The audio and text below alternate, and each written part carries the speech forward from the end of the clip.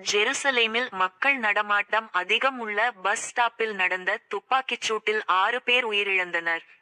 Hamas பயங்கரவாதிகள் நடத்திய தாக்குதலுக்கு பதிலடியாக காசாவில் அந்த அமைப்பினரை குறிவைத்து இஸ்ரேல் ராணுவம் தாக்குதல் நடத்தி வருகிறது. இதில் உயிரிழந்தவர்களின் எண்ணிக்கை 50,000-ஐ தாண்டி உள்ளது.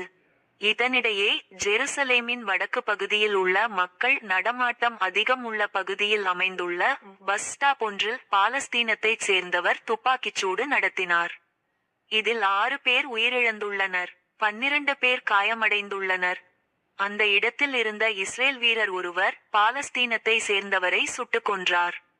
இதனையடுத்து அங்கிருந்த மக்கள் அலறியடித்துக் கொண்டு ஓடினர். துப்பாக்கிச் சூட்டில் அந்த வழியாக வந்த பஸ் கண்ணாடியும் சிதறி விழுந்தது.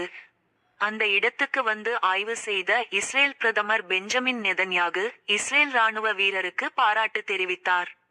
மேலும் மேற்கு கரை, காசா உள்ளிட்ட இடங்களில் பல முனை போரில் இஸ்ரேல் ஈடுபட்டு வருகிறது என தெரிவித்தார்.